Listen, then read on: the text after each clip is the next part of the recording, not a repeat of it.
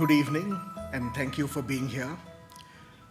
Today evening, it gives me great pleasure to have with us someone who's very eminent in Pune.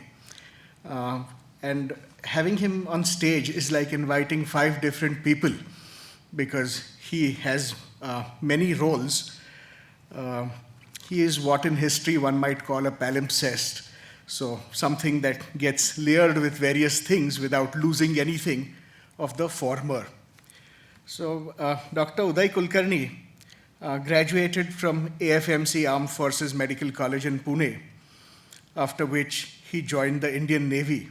He did his post-graduation in surgery from what was then known as Bombay University, and served in the Indian Navy till he retired as Surgeon Commander after a service of 16 years, I think.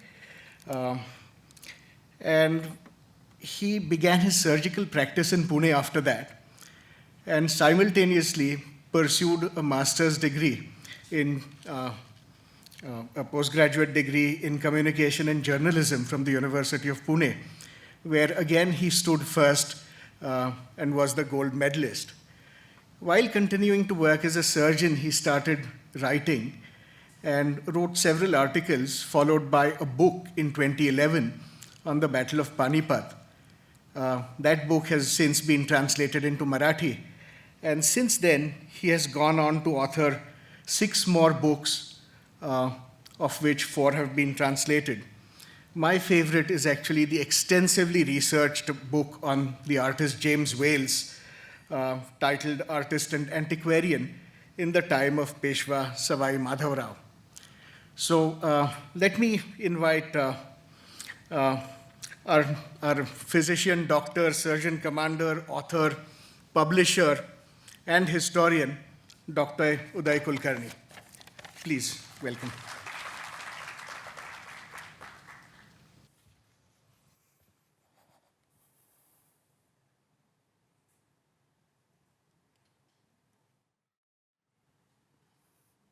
Thank you, Pushkar, for that very lovely and brief and comprehensive both introduction.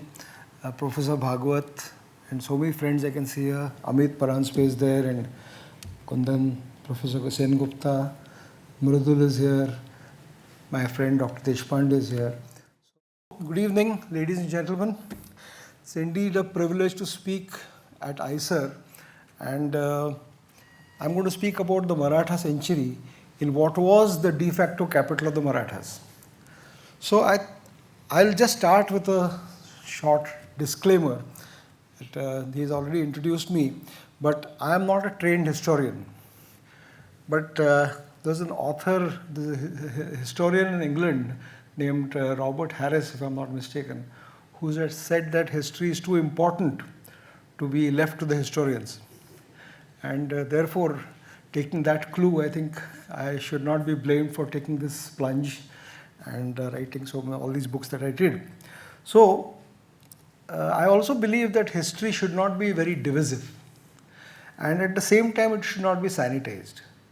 So between these two poles, when you're operating, one tries to operate because it's a very subjective subject to start with, and you have to be a kind of a dispassionate narrator of history when you tackle this subject, whichever it may be. And especially when I am writing about the Marathas, being a Maharashtrian myself, I have to be even doubly sure that I keep my bias at an arm's length before I really indulge myself.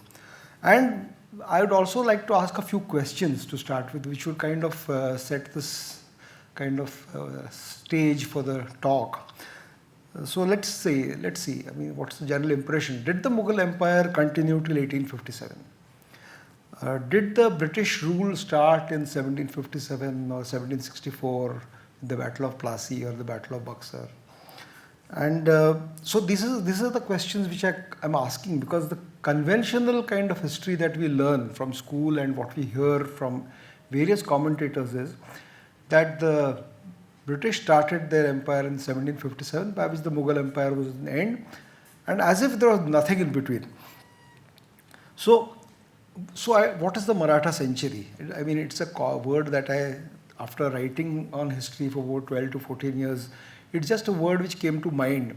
There was a solid chunk of about 150 to 170 years in between these two periods, which has been kind of forgotten, or it has not been brought before the general public. Or so, I would personally feel it is a bit of that, plus a systematic dismantling of the role of the Marathas in our historiography. It was downplayed by the British, and after independence, once again in the last so many decades, we have found that the role of the Marathas has been downplayed in our textbooks, which possibly with the new NCERT syllabus might be changing, because I had a bit of a role to play in that. So maybe it will be making a comeback of sorts in the books that come in the years to come. So very few of us, while most of us are aware of what Chhatrapati Shivaji Maharaj did, very few of us are aware of what happened afterwards. I mean, 175 years was not the period, the entire period was not that of Chhatrapati Shivaji. He died in 1680. So there was another 140 years beyond that, which was the Maratha period. And all this period, we have to call it as the Maratha century. Now, when you are studying history, reading history, looking at my degree in journalism, I will just say I used to use the 4 W's and 1 H. You say, when did it happen, where did it happen, who did that, and what happened, and the H is how did it happen. So these are the 4 W's and 1 H of reporting in general, and that reporting comes in use when you're writing down something about an event or a story, because history is ultimately a story. Itihasa, so it has been, so it happened in the past. And to which, when you read this over a period of say 10, 12 years, in your mind you're thinking simultaneously, you're putting your facts before the readers without the conclusions that you're drawing from what you're reading, because history is too vast to actually become a master of in just a matter of 10 years. It's too short a period. So at the same time you start analyzing in your mind, and it's only after you have put in some work in history that you start asking the question why, which is, I would say, the first 4 W's and 1 H of journalism is the reporting part of history, while the why is the editorializing of history. You actually are giving an editorial when you analyze what happened in those 4 H's and 4 W's and 1 H. Now, what is Maratha? Today it's construed in a different sense. I mean, there's a different sense about the word Maratha. But at that time, in the 17th and 18th century, it was a very broad word. It was not restricted to any particular sect or community. So, to quote Richard Temple, who was one of the British administrators in India at that time in 1870s, he says it does not indicate a social caste or a religious sect, and it is not tribal.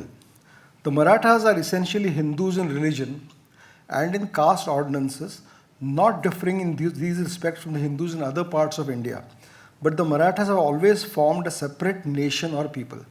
Now, unquote. Here I feel that Temple is slightly mistaken, because several times during their history, the Marathas have shown that they always had a national view before them, or in the actions that they took during those years. And I'll come to that as I go ahead. So let's go back to the 17th century where my story starts. And before, say, 1750, what was the state of not only Maharashtra but the rest of the country? What was the state that the rest of the country was going through? Let us see that from the time the Turco-Persian Afghan invasions began into India, you find that one by one, all the indigenous rulers of this country, from Delhi to the Rajputs to Bengal to Gujarat, wherever they were, one by one those kingdoms were extinguished. And I think the last one to extinguish was the kingdom of Vijayanagar in 1565. And Vijayanagar actually held that line on the Tungabhadra for over 2 centuries. So, but at the end of the battle of Talikota, when Vijayanagar was extinguished, you find that there was no indigenous king left in India. And from these 4 centuries that this foreign rule, as I call it, kept creeping across the whole nation, you find that gradually the whole country and the population's country came to be governed by a set of discriminatory laws. And I'll give you a few examples of what those discriminatory laws were. Let's start with the farmers and what kind of land revenue they were subjected to. There were two kinds of taxes. One was for the farmers who were Hindus, and it was called a kharaj. And this tax was 50% of the revenue of the crop. While the Muslims who were in the same terrain, same area, were charged about 10% of the tax. That was called ushura. So these were the two taxes which were different rates that it was charged at. Now the religious tax everybody is familiar with, so I will not go into that. It was called a jizya. Time to time it was introduced. And then let's come to a third tax called the octroi. Here you will find that the Hindus were subjected to 5% octroi. The Dutch were subjected to 3.5% octroi. The English were subjected to 3% octroi, while the Muslims were subjected to 0% octroi. So you find a certain discrimination during this entire period. Promotions in government. Now there are two very nice books by Professor Athar Ali of Aligarh Muslim University called the Mansabdars under Akbar, from Akbar to Aurangzeb. And he shows that all the higher mansabs, 4,000, 5,000, 6,000, 7,000 mansabs which were given, the Mansabdars, had to be from the Turco-Persian ancestry. So if you were not born from Turkic or Persian race, you had no chance of becoming a higher Mansabdar. The next in line came those who were converted in India. The third were the Rajputs, and the fourth were the others. So this was the system of promotions in the Mansabdari system. And so Mansabdari system was one form of moving ahead in life. The court language through the entire period was Persian. And that continued, of course, till 1835. It was only the British and Lord Bentinck's time who actually got rid of Persian and introduced English. And every ruler had a Persian translator. Like in Maharashtra, any letters which come from, say, the Delhi ruler or anywhere else, we had a person here called a Parasnavis, who knew Parsi. And therefore he was, even today you have Parasnis as a surname in Maharashtra, who were earlier the translators of the Persian letters which came in here. So Persian was the court language. The Mughals themselves claimed that they were Turki. They never said that we are from Indian stock. The entire legal system in the entire country after the fall of Vijayanagar was based on the Sharia, and was go to the court you had to go to a Qazi. Qazis ran the court. That was another system which was there. And the Indian rulers were uniformly, whether they were Rajputs or anybody, or they were called Jagirdars. None of them were called kings. And that included even the king of Portugal or the king of England. They were Jagirdare Portugal and Jagirdare England. But none of them were considered king. The only kings in the world was the Mughal king at Delhi. So it was against this background that you find that the enterprise of Maratha Swarajya began. Swarajya meaning own rule, a word which I often say has been used only twice in our history. One was when Chhatrapati Shivaji used it, and the second was when Lokmanya Tilak used it. Palpably at both times you find you were under a foreign rule. So it was not as if the entire Maratha community rose up and said, yes, we want Swarajya. It was not the case. Most of the Maratha chieftains, and these same people were there in the Satavahana period, in the Rashtrakuta period, in the Yadava period, and later on in the Bahmani period and the Mughal period, and all they were interested in preserving their ancestral watans. So whoever comes to power, all they wanted was that the watan should be granted, and they are prepared to serve that person. Only one man stood against that system, and that person was later on the Chhatrapati Shivaji. And so, which he inherited his Jagir in Pune and Supe Parganas from his father Shahaji Raje Bhosle, who tried in a way to found a kind of an independent kingdom for the Nizam Shahi, but which he did not quite succeed. Now, the rise of Shivaji Raje therefore had a lot to do with the awareness he had of the conditions that his countrymen were being subjected to. And that awareness actually led him to gradually declare his independence. Initially, that independence could not be declared outright, and very often when the forts were taken in the vicinity of Pune, it was told to the Bahmani ruler, oh, I'm just taking it for looking after, and there I'm your subject, and so on. Until finally it was found that that is not true. And in 1756, of course, the Adil Shah, Muhammad Shah died, and in 1657, Aurangzeb had to leave the Deccan to fight the battle of succession with his brothers and his father. And that was a time you find that Shivaji Raje, as he was at that time, not yet the Chhatrapati, he suddenly got out of Pune district, crossed the Sahyadris, and took the places of Kalyan and Bhivandi. And that is where, I mean, this is a very visionary act. No other ruler, very few rulers I would say before that did it, was that he went to Kalyan and Bhivandi, recruited a Portuguese father and son and 20 other Portuguese and founded a navy. And that was a visionary act by this young king who was after all not exposed to the sea before that. And with this, finally the Bijapur rulers finally woke up and they decided that this man is, in fact there's a farman where they tell Shahaji Raje that you are not to be blamed for what your son is doing, we will now look after what is to be done for him. And they sent down the Afzal Khan over here, and he comes here rampaging, breaking down temples, trying to draw Shivaji Raja out of the stronghold at Pratapgarh, which he refuses to do. And he lulls Afzal Khan into a kind of a feeling that I'm scared of you, makes him leave most of his army at Vai, crosses over into the thick forests of Zauri, where in a single combat he is killed and his entire army is pounced upon by the Maratha soldiers who were in the jungle. And from there a string of forts are captured right all the way down to Panhala. And then there's a story of Siddhi Johar, and the English give some help to Siddhi Johar, and he punishes them later on. After the Shaista Khan episode was over, you find the Mughals getting into the act and sending Shaista Khan. He was the maternal uncle of Aurangzeb to the Deccan. And he comes here to Pune, and for 3 long years, he stays in Shivaji Raje's own house at the Lal Mahal at that time. And there is very little, because he had a huge army of Maharaja Jaswant Singh of Jodhpur with him, 50,000 strong people in that entire region. And they never felt that they will ever be attacked by anybody. When one day in 1663, under the guise of a marriage party with 300 men with him, you find Shivaji making a bold attack on his own house and Shaista Khan losing his fingers in the bargain. So these kind of acts of personal valor is actually what set the foundation of the Maratha state. The very next year was the famous sack of Surat, the first sack of Surat. The second was again in 1670.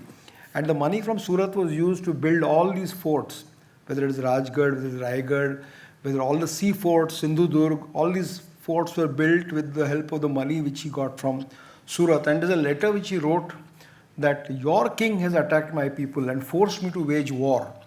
And this war will be paid for by from your money. I'm not going to pay the war which you have subjected my people to. So this of course led to, Surat was the naak of the nose of the Mughals. An attack on Surat not only destroyed the commerce, but it was a place from where the Mughal ships traded, from where the Hajj pilgrimage started. And the attack on Surat was not taken very well, and a huge army was sent down under the Jaipur chief Mirza Raja Jai Singh. And after a long contest, finally Shivaji Raja had to agree that I will cede some of my forts and come to Agra and meet Aurangzeb. I think it was 53rd birthday that day when he reached Agra. And because he was a little late to reach the Diwan-e Khas, from the Diwan-e-Am, he had retired to the Diwan-e Khas, where Shivaji Raja and his son were presented. And contrary to what you might see in serials or in films, not a single word was exchanged between them in the Darbar. However, when Shivaji Raja asked Ram Singh, who was with him, who's this man who's been given a place to stand ahead of me? So he said, this is Maharaja Jaswant Singh. So that is what led to a fiery outburst. And he said, Jaswant Singh, whose back my armies have seen so many times. You know what kind of a man I am. Before that he had been given a robe by the emperor and so on. So he turns his back to the emperor, which was something which was not done in the Mughal Darbar, goes and sits back at one of the pillars, and he says, you know what kind of a man I am, he's telling Ram Singh. I throw away your khillat. And then Aurangzeb asked him, what's happening? Why is he so upset? So he went and told him, no sir, it's the heat of the travel and so on, so he's a little upset. So he said, okay, then let him go back to his dwellings. And that began the house arrest of Shivaji Raja there. And from that house arrest, his escape, of course, is legendary. I was just told that there's a scientific study on the escape from Agra written by Mr. Ajit Joshi, and I'm sure one of these days you might hear a talk from him. Now, his escape from Agra, and after that, for 4 years, he held the peace because he wanted to rebuild whatever he had lost in the war with the Mughals, and for 4 years he held the peace. Till in 1669, you find that Aurangzeb began his fanatical phase of his career when he ordered the demolition of all temples in India, not to rebuild and not to repair old temples, and break down the important temples, starting with the temple of Kashi Vishweshwar.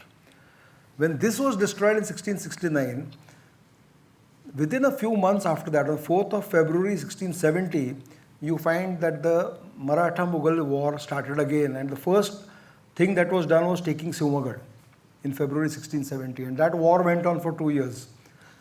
Following which Aurangzeb had to divert his armies on the northwest frontier, and in 1674, the most epochal event of this 17th century which took place and which we are celebrating the 350th anniversary this year is the Shiva Rajyabhishek. Was the day when he coronated himself, and that coronation was very significant because it lifted him above the level of the lay Jagirdars. Everybody was a Jagirdar. Here he pronounced himself king, and the 3 signs of kingship were to hold a royal parasol or a chhatra over his head, which was kind of a protective chhatra for the rest of his people. He minted coins, golden horns at that time. And the third was he started a Rajyabhishek Shak, Raja Shak. Every Mughal emperor, when he started his rule, used to start a Julus, which was the year, and all their coins had the 4th year of the reign, means the Julus Char, Julus Pach, it was marked there. So which year they were all marked by that Julus year. So similarly, Rajyabhishek Shak was started in June 1674, and now we are in the 350th year. So there was a vision of what was the plan, and this kingdom was therefore established. And the remaining 4 years of his life, he died quite prematurely at the age of 50. He went to the south and captured several territories right up to the Kaveri. And even today in Tamil Nadu, there are a couple of temples, there are records which say that these were originally temples were destroyed, mosques were built in their place, these mosques were broken down and temples were rebuilt when Chhatrapati Shivaji Raj actually went there at that time. So this is one thing he did. In Goa there is a Saptakoteshwar temple which has again been built because that was a mosque which had been destroyed, he rebuilt it. Then he changed the judicial system. He had appointed 2 ministers. Out of the 8 ministers, you find 2 of the ministers. One was the Nyayadhish, who looked after all civic matters, and the second was the Pandit Rao, who looked after religious matters. And the Nyayadhish and Pandit Rao remained in the Ashtavinayak Mandal right up to the end. Surprisingly, many people ask, why is the Rajyabhishek Shak not used afterwards? The Rajyabhishek Shak was supposed to be used only by the Chhatrapati himself or by the Pandit Rao. That was a kind of a informal or formal rule which was set up at that time. Then again, his agricultural reform, the taxation laws, bringing fallow land into agriculture, giving them concessions for 5 years till they start producing again. Then he said that if you don't have money to pay revenue, you can pay revenue in the form of crops to the government. So these are all things which have helped the farmers to feel that they are no longer under a Pararajya or foreign rule. And these, along with this, a judicious and just system of government was what was established during his time. And this would have probably continued the way it was had he not had his premature death in April 1680. And 2 years after his death, you find a storm breaks over Maharashtra. Maharaja Jaswant Singh dies, who was the ruler of Jodhpur, and his son is denied the succession, and whole kingdom of Jodhpur the Mughal emperor wants to confiscate. So that one of his pradhans, the great Durga Das, he advises the prince, Aurangzeb's son, who has rebelled against him, that there is only one king in India who can protect you, and that is Chhatrapati Sambhaji. So please go south and take shelter with him. And you find Akbar coming down to the south, and it was after Akbar, chasing Akbar, that finally Aurangzeb descended on the Deccan with a huge army. Then in 1684, Akbar, finding that he cannot make much headway, by ship he went off to Iran and he probably died there many years later. But when Aurangzeb came down here, in 1685, he extinguished the kingdom of Bijapur. In 1687, he extinguished the kingdom of Golconda. These 2 kingdoms, the king was either killed or he was put in prison, but you never found an uprising coming up from these areas, that our king has been taken away and somebody else is come and taken over the kingdom. On the other hand, in 1689, when you find that Chhatrapati Sambhaji was captured, because some people from his own fold actually defected and gave him away, he was cruelly put to death. That kind of lit the spark of the whole Maratha people kind of rising up in revolt against Aurangzeb. And a long war began from then on, which went on till Aurangzeb's death in 1707. And in 1707, Aurangzeb died at Bhingar in Ahmednagar. He knew he had already lost the war. 18th century begins. Sambhaji Raje's son, Shahu, was 18 long years in Mughal custody, and he's released by Prince Ahmad Shah with a point of view of dividing the Marathas, who were that time united under Queen Tarabai. So the purpose of releasing him was to create a divide, and that partly did succeed.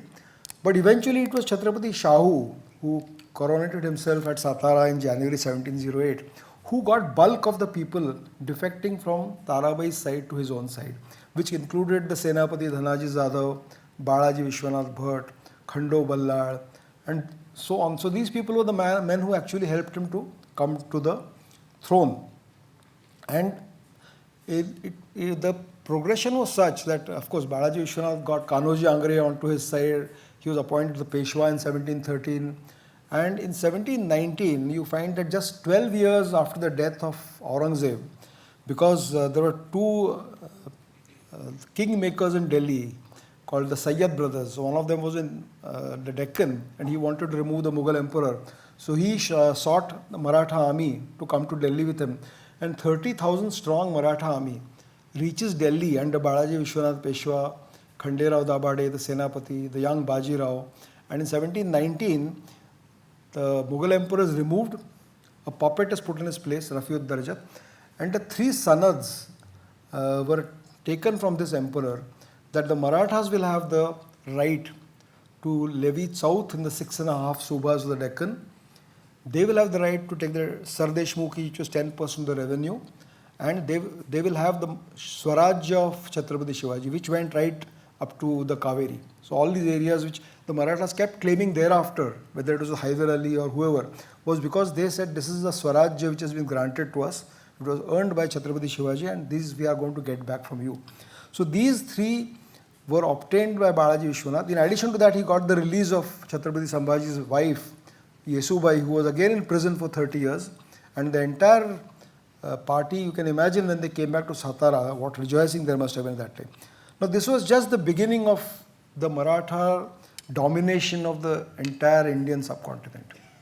In 1720, it was Bajirao who came up, a young boy, not yet 20 years of age. Many of the seniors in the Darbar felt that I don't think he is mature enough to be the Peshwa. So they did not cooperate with him, and therefore Bajirao had to create his own lieutenants, the Mallara Holkar or Ranoji Shinde, they were all created by Bajirao. In addition to that, there's a third person who is often forgotten and who can be called as a mentor to Bajirao, which is Pilaji Zadav Rao. So these three people actually served him in good stead, and actually these were the men who were actually his right hand, left hand. It was in 1724 that the Nizamul Mulk came to the Deccan. He realized that the Delhi emperor is a wastrel. He's just enjoying life, Muhammad Shah Rangila as he was called. And he came down to the Deccan to form his own autonomous kingdom. And it was felt that this man will be a little more amenable rather than Mubariz Khan, who was the Nizam at that time. And therefore the Marathas helped him actually to win the battle against Mubariz Khan, and he became the Nizam. But soon he became a thorn in the flesh for the Marathas.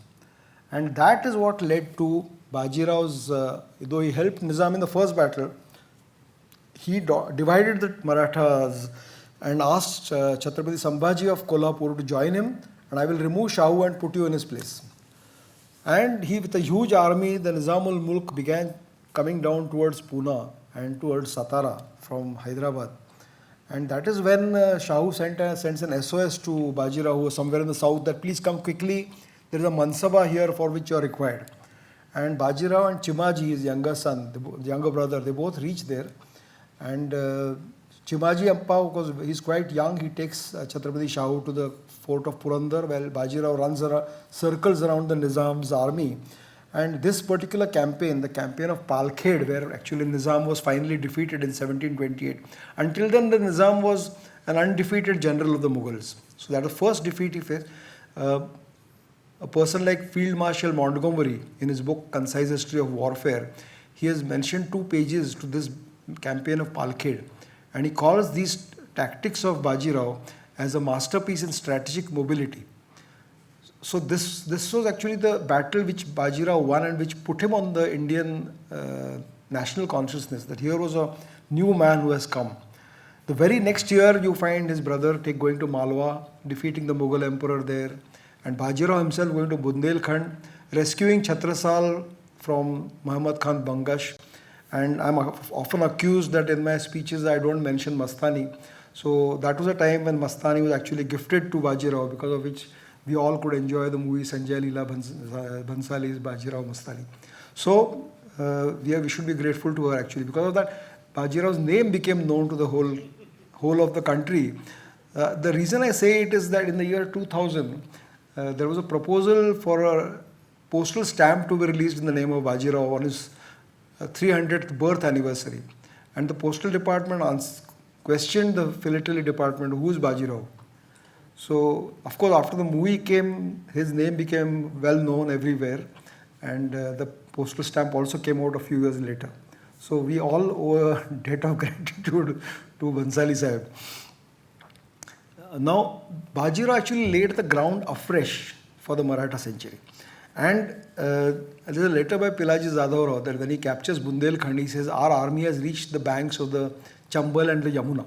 So the northern extent of Bajirao's growth, and Gujarat of course he had taken before that. And in the south you find he had made multiple invasions, campaigns if you want to call it, to Chitradurg, to Srirangapatnam.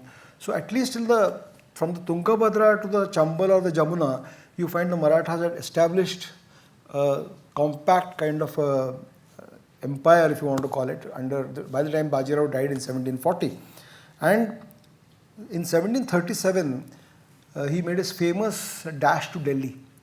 And this dash is important because for 180 years after the second battle of Panipat, no enemy had come to the doors of Delhi till Bajirao reached there in 1737. And that shook the Mughal nobility. And the demand which Bajirao was making was very simple, that you cede Malwa to us. Because Malwa was a very important link province between Hindustan and the Deccan. Everybody had to pass through that. So he said, you cede Malwa to us, which eventually, after his death, was ceded to Nana Sahib in 1741. Nana Sahib Peshwa had gone to Dholpur across the Chambal, where Savai Jai Singh, who himself wanted Malwa actually, had to come down personally to Dholpur, not only give him Malwa, but additionally he had to give him 15 lakh rupees. And Nana Sahib in turn said, okay, whenever the Mughal empire is in trouble, I'll help you. So 1740 to 1761, these 21 years are very crucial. Because so many things happened in the entire Indian subcontinent that time. And the man at the helm of affairs in Maharashtra was Nana Sahib Peshwa. And in the first 20 years of his reign, he could do no wrong. Whatever he touched turned into gold. That was a record of the first 10 years. He goes on 4 campaigns in the north, right up to Bengal. One to Dholpur, one he tries to resolve some disputes among the Rajputs. Once he goes to Bundelkhand. So 4 campaigns in the north he does.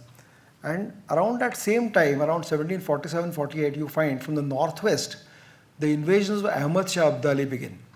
Now, Abdali was practically the successor to Nadir Shah, who had already come here in 1739, when the Marathas were busy with the Battle of Vasai. And the first invasion was rebuffed by the Mughals in 1748. Punjab was gone. 1752, he came back. He again took the tribute from Punjab. And that is the year when the Mughal emperor felt that he is unable to face all these external enemies. And there's an agreement called the Ahadnama, which he signed with the Marathas. He gave them 2 provinces. The province of Agra, the province of Ajmer were given to the Marathas in addition to 30 lakh of rupees. And the Ahadnama said that against any of my internal or external enemies, the Marathas will come and help me. So that was the beginning of the Marathas defending the Mughal emperor. The roles had been reversed. And in addition to that, in the south you'll find the Anglo-French rivalry had started. Clive and Dupleix When Ahmad Shah Abdali attacked Delhi and Mathura in 1757, it was the same time when the Battle of Plassey was fought. So if you see that how the Marathas were not at Plassey, the reason was that they were busy facing Ahmad Shah Abdali at that time in Delhi. And they followed Abdali into the Punjab. They defeated his son and his generals at Lahore. And the four cities of Punjab and northwest frontier province which was there, Lahore, Multan, Attock and Peshawar, these four places were under Maratha rule along with some Mughal Subedars who were with them for as long as 18 long months. So that was the furthest stretch on the northwest of the Maratha power. In the south they are already spread to Tanjavur. To the west they had already gone to Gujarat. And on the east, the Maratha ditch, the famous Maratha ditch which was built in Calcutta in 1743. So this was the extent of the Maratha spread in that time. And that is why this entire thing has been kind of shoved under the carpet and we don't hear about any of these things that happened in our country. Of course, this didn't end there because Ahmad Shah Abdali was invited by some people, the Rohilas, north of the Ganga. He came back to claim the Punjab and that led to the Battle of Panipat in 1761, where the Marathas fought in splendid isolation, I would say. Not a single other Indian prince came to help them. And the reason they were fighting there, 1500 kilometers from their base in Pune, was basically for the defense of Delhi and the defense of India against an invader who was coming to India for the fifth time. And there are letters written by Sadashirao Bhau, who was the Maratha commander at that time. They testified to their idea of what India was. That let us get rid of this invader, we can resolve our issues between ourselves. So this concept of a pre-nation state of India, you find in these letters. And this was just 100 years after the nation state was defined by the Treaty of Westphalia in Europe. So you find that is how the Indian nation state was developing in the 1750s and 1760s. Now, in 1761, when the Panipat battle there, for the next 10 years, you find the Marathas did not go back to Delhi. First thing, they had a civil war here. English moved forward from Plassey, they came to Buxar and practically defeated Shuja-ud-Dawla. They took charge of the places of Kashi and Prayag under their charge. Chunar fort was taken by them. And when the Marathas finally went and recaptured Delhi, it was 1771. In 1772, the exiled Mughal prince Shah Alam II was sitting in Allahabad and the English refused to put him back in Delhi. He was actually escorted by the Marathas and put on the throne of Delhi. He was a mere puppet, like that famous saying of the rule of Shah Alam being from Delhi to Palam. So that was a kind of area which of course later on Bahadur Shah Zafar had only hold over the fort of Delhi and nothing else beyond that also. So this 1772-73 the Marathas took back Delhi. Then again the assassination of Narayan Rao Peshwa you find happens there to withdraw for some time. In 1775 to 1782 there is a first Anglo-Maratha war which takes place. In 1783 Mahatji Shinde is back in Delhi. And from 1783 to 1803, except for 1 year in between, you find the Marathas in control of Delhi. So, and finally it was the British who actually, Lord Lake, who captured Aligarh, the battles of Aligarh, the Battle of Delhi, the Battle of Agra, the Battle of Laswari, the Battle of Asai, these famous 5 battles, and of course the Battle of Gavilgarh in Vidarbha, where the Scindias and the Bhosles were defeated, and that they were forced to sign a treaty in 1803. That is when the British actually took over the Mughal capital of Delhi and the supremacy or the paramount power of India became the English. So this entire period from 1746 when Shivaji Raje started his enterprise for Swarajya, you can equate the initial years of Chhatrapati Shivaji with the Battle of Plassey actually. And the end came in 1818 with the Third Anglo-Maratha War, which started very close by from here at Khadki. So now looking at this entire period, I think I may have helped to justify the title of this talk, which is the Maratha Century. And practically speaking, to just analyze what I have said so far, is the Mughals were not really a force to reckon with from 1720 onwards. And Nadir Shah's raid actually finished them off. Shah Alam, when he went back to Delhi after the Peacock throne had been taken away to Persia, there are descriptions by a Comte Modave, who was a French adventurer in Delhi, who says that he was sitting on a wooden armchair. none of the pomp which accompanied him. He had to make do with 5 rupees income per day.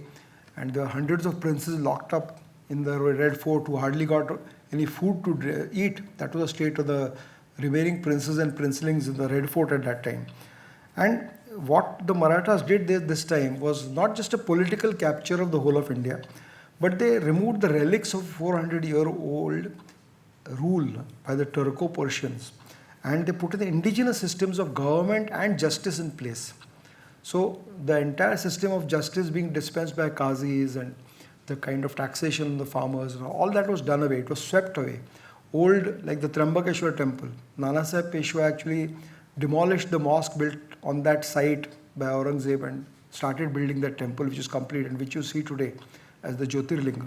Ahilya Devi Holkar built the Kashi Vishweshwar temple there. The entire city of Kashi today, if you see, all the buildings and ghats over there have been built in the 18th century. There's nothing older than that because everything was destroyed. The Shinde Ghat, the Bhosle Ghat, the Raja Ghat, the Ganesh Ghat, the temple itself, all those temples that you see on the inside the city, the Annapurna temple, the Kala Bhairav temple. In fact, Kala Bhairav temple has got a plaque saying that it was repaired by Bajirao II in 1811. If you go behind the temple, you find that plaque.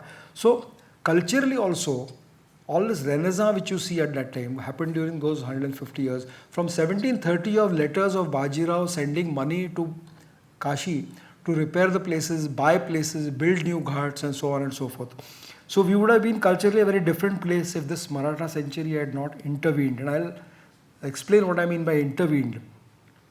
Now this brief narrative, of course, will from his coronation to 1818 at least, 1674 to 1818 at least, that I think should be what I would refer to as the Maratha century and the entire Indian, and this quest for Kashi and Gaya and Prayag, you find that not only was it there from the very beginning, but Madhavrao Peshwa in 1772, when he writes his will, in the will he writes 3 points and out of 9 points, 3 points pertain to Kashi. And he says that Kashi and Prayag should be taken back, even if you have to pay them some money, because by that time they were in the hands of the English. They should be taken back and some compensation paid. Shujau Dawla should be made the wazir if required. So this was going on from Nana Sahib's time to Madhavrao's time. In 1789, Fadnavis writes a letter to Mahaji Shinde that please get Shah Alam to issue an order that Kashi should be handed over to us. So this was the national kind of outlook that you are setting in the south, in the Deccan, but what you are looking at is the entire totality of what India is and what Indian culture is and where we belong and what must be regained. So this kind of, now to say about treaty which took place after the Battle of Panipat between the Abdali and the Marathas, they both agreed to make Satluj as the boundary of the two kingdoms. And even today, if you look at the boundary of India, 200 kilometers of Indian border with Pakistan actually is the river Satluj. Now, had the Marathas, as Abdali wished or as the Rajputs wished, stayed south of the Chambal or south of the Narmada, it's quite possible that that bridge which Jinnah wanted, connecting East and West Pakistan, would have been a reality. And India, as of today, would have been south of the Chambal. So these are the contributions which happened during that time. Before the questions, I'll just end it by concluding that if you look at this entire expanse of the last, say, 600, 700 years, you find that after the 400 years of foreign rule, this 150 to 170 years of the Maratha period was the first indigenous kingdom after so many centuries of foreign rule. And it was also the last indigenous kingdom before the British took over. So had this indigenous, as I said, the intervention, the intervening period had not been the Maratha century, it would have been a continuous period of 600 to 700 years that we would have been in some kind of Gulamgiri, and we would not have been what we are today had that intervening 150 years period not taken place. So with this, I'll end my talk and I'll welcome any question answers if you want to cover any more points. Thank you.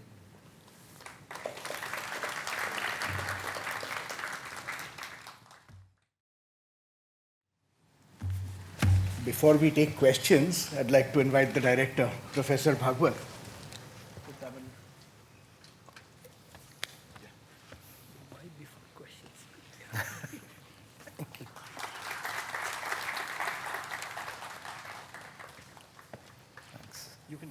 questions directly. Okay, fine. So anybody for any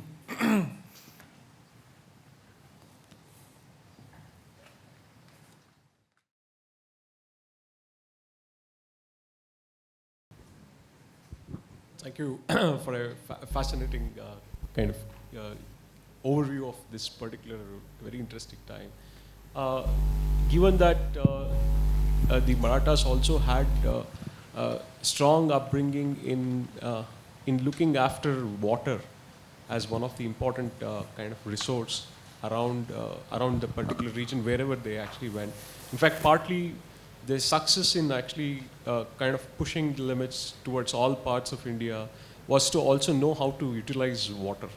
Could you please throw a little bit light on what are the technologies or what kind of preservation strategies they utilized to take care of this requirement? Because food and water would have been very vital resource as they proceeded. Well, I can give the best example you have is right here in Pune. Because when Radha Bai was the mother of Nana Sahib, there's a famine here. There's no water in the river. And she found that the main Sardars were taking the water and using it to water their gardens. So she wrote to her son who was in Satara that time that this will not do. When people are not having water to drink, how can you use the water? These eminent people here are using it for their gardens. So something must be done about it. So that was the starting point of the water supply system that was built in Pune. The first two tanks, which are today the Katraj Lake, the higher level lake and the lower level lake, which decants all the water, brings it down to the lower lake. And then from underground tunnels, today you keep reading periodically in the newspapers that they dug up this road and found an underground tunnel with fresh water flowing there. So the entire water from Katraj, and there's a beautiful gradient from a height of so many 100 meters, say 700 meters, you find the right up to Shaniwarwada, which is the lowest point at say 500 meters. There's 200 meters gradient at which these water lines underground were laid down. They had full brick walls around them, and in between they had places where you could go inside and service those areas, and Uchcha as it's called. And these things are still there. And in fact, when there was a water shortage some years back, that water was utilized because that water was coming to all the houses of Pune, whether it's a Badami house or the Phadke house. So these waters, one by one, these houses are disappearing now. Shanwarwada, all the fountains which you had over there, the Hazari Karans, they were running on this water. So this was then again Nana Fadnis built another line from another Ambegaon. From there he brought a line to his house in the Pet areas. Ghashiram Kotwal had his, which is today the Armed Forces Medical Stores Depot in behind East Street. So that is where you find Ghashiram's mansion is there, and next to that is the Ghashiram's Talav, which is again a line which had been brought from by Ghashiram for his own supply over in that region of the town. So all these things were happening in Pune, and whichever places that they had occupied, I mean the areas which they had occupied for a fairly long period and which they were directly governing are Gujarat, Malwa, Bundelkhand, entire Maharashtra, Nagpur area, and at least all the areas north of Tungabhadra. So these were the areas which they were directly ruling and where they tried to, and you find these areas were largely peaceful during the entire period of all the battles which took place in the areas outside that, because the kings were allowed to continue. I mean, I would say this is a very generous policy that you allow that king rather than what the previous policy was, cut off his head, put him in prison and just take over the kingdom, appoint your man. So they allowed him to continue and said, okay, you can continue ruling there, we don't want to disturb you, but you pay us so much fixed amount as an indemnity. We'll protect you, you don't have to maintain your own army, which is what the Britishers did afterwards, the subsidiaries. I mean, that is straying from the point. Thank you very much.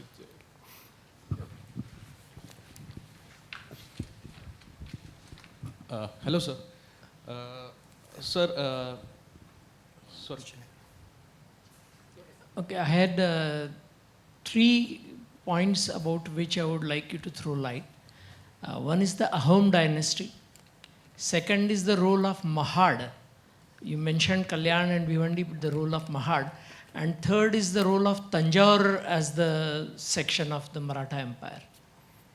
Actually, the Ahoms never came in touch with the Marathas because Marathas did not go beyond the Maratha ditch of Bengal. The Ahoms only came in touch with the Mughals. When Aurangzeb sent his army to kind of defeat them, and the Mughal army was badly defeated at that time. And if you look at the old, very old maps of India, you find that very often Assam is kind of beyond Bengal, not much of history is included in the history of India. So the first invasion beyond Bengal was when the Mughals invaded the Ahoms, and which they fought back very fiercely and they retained their independence. But the Marathas had no dealings with the Ahoms. About Mahad, Mahad was a place which was very close to the fort of Raigad. So it was a kind of a transit point to go to the fort of Raigad. But Mahad became very important later on. Then Nana Fadnis, in the last years of the 18th century, when there was a tussle for power between Daulatrao Shinde and Nana Fadnis, because both were propping up separate people. That is when Nana went to Mahad, and from there he did his so-called Mahad Karasthan. So that's what I know about Mahad.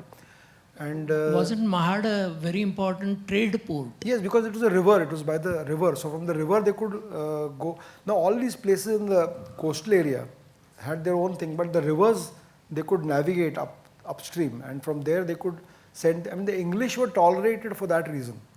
Firstly, because they never kind of did any religious atrocities on the local people, and because they were a good conduit to carry the produce of the hinterland to countries abroad. So from that point of view, Mahad for the Marathas on the river, from there it could go to the port from where the English ships could take them further apart.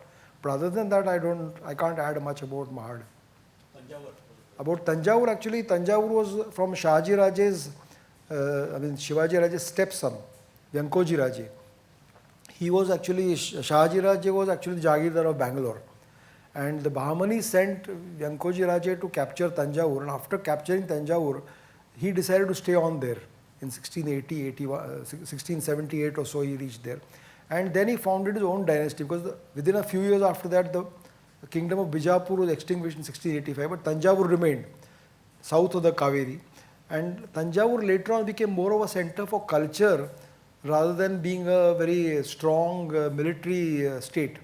And therefore, the three sons of Vyankoji, who one after the other became the kings there, Shahaji Raje, a lot of poems here written in the Telugu language which are available. And the next two brothers who, till 1736, these three rulers actually ruled. But they were under the Nawab of Arcot. They did not remain an independent state at that time. And the Nawab of Arcot not only wanted to grab Tanjavur, but also wanted to grab Trichinapalli, which led to the Maratha expedition in 1740 to help them. But Tanjavur was a very important place culturally, right from the days of the Cholas. And it was a rice bowl of Andhra Pradesh. Even today, I mean, it's a very fertile place because right on the bank of the Kaveri. And therefore, the region was very important commercially also. But the later Tanjavur kings, in 1773 or so, the English actually, the Nawab of Arcot, supported by the English, went and captured Tanjavur. And after that, Tanjavur became a kind of a client state of the English. At the same time, here in Pune, Narayan Rao Peshwa was assassinated, and the Marathas could really not send an army to go and help the king of Tanjavur at the time. And then he remained a client of the English from then on. Yeah, got the mic. Yeah, so my question is like during the, in our textbooks also, and when we define history, Maratha history, it's always mentioned as it's Maratha Confederacy, wherein even when Bajirao went to Delhi and he was stationed there in Kalkaji, and he didn't decide to invade Delhi because there was Mughal emperor. There was always a boundary. Even when Sadashirao Bhau went on the Panipat campaign, he went on to Delhi, and he again never, like there was no Maratha figure on to the throne of Mughal emperor. So it was always a conscious decision of the Peshwas and also Shahu Maharaj not to install a Maratha a person on the throne of Delhi. Looking back, do you think if there was a Maratha person, a Maratha figure onto that throne, the history that we see, where not much of importance is given to the Maratha period, would have changed or impacted in any way? There is a practical difficulty in putting a Maratha king in Delhi, first thing. And secondly, Delhi had lost its importance after Nadir Shah looted it, and Abdali looted it again second time. To have an entire population like Muhammad bin Tughlaq shifted his capital from Delhi to Daulatabad, and he had to take it back. So if your capital is in Pune or Satara, that is where you are there in force. That is where your resources are. That is where your army is. And de facto Pune was the capital of the, because that is where all the decisions were made of what is to go on in the rest of the country. After all, the Mughal emperor, so-called, was a puppet of whoever was the Marathas ruling at that time. And therefore, the policy of the Marathas was to let the Mughals reign, but the rule will be the Marathas, which again was emulated by the British afterwards. They allowed Shah Alam II to continue ruling after 1803, and his son Akbar Shah and Bahadur Shah. They continued to reign, but they were powerless. So the nominal thing was there. Secondly, the great affection for the Mughal emperor in Delhi, because there is some kind of this thing that the continuity is maintained. So having a figurehead on top, for the people there, it was very important. And there was no reason to disturb it. Even Mahatma Shinde, when he controlled Delhi, his base was in Mathura. He didn't physically go to Delhi and rule over there. But whatever he wanted, he could do.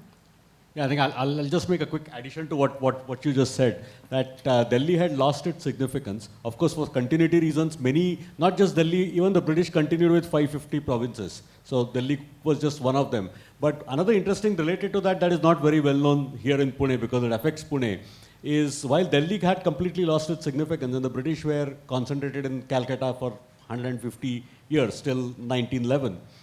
In the 1850s, after the 1857 War of Independence, the British the thought process was that, we can't govern this vast country from one remote corner in Calcutta. We need a more central capital. And so there's a lot of documentation available today which says that in 1857-58, there are a lot of deliberation about where to shift the capital. And essentially the two finalists were Delhi and Pune. Pune was one of them. and actually it was a close fight. And the world would have been quite different. I mean, I jokingly tell very people, had Pune won and not Delhi, this university road could have been Rajpath. but Delhi narrowly won. And so in a sense, Delhi got its importance back only after 1911.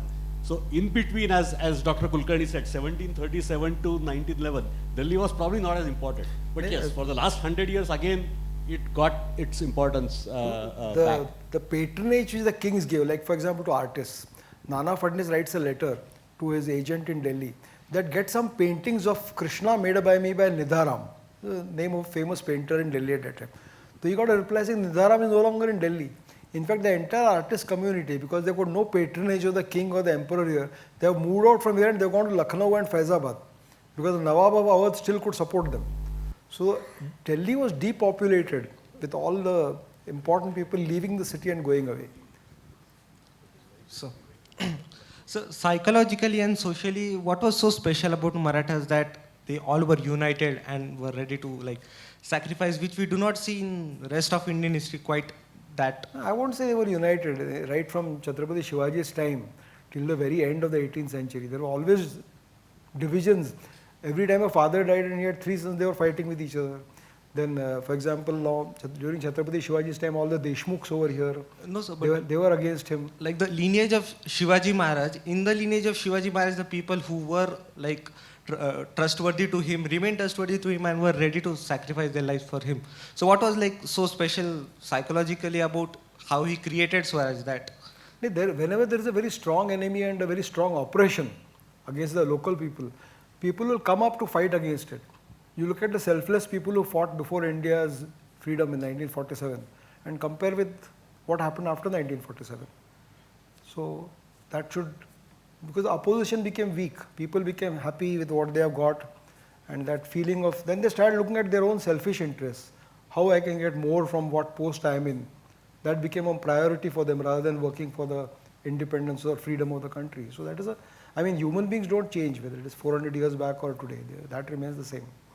I think I would ask the same question a little differently. Why did it, when the Mughals had control over most of the country and operation across most of the country, why did the spark against it start here and not anywhere else? That is because of one man, as I said.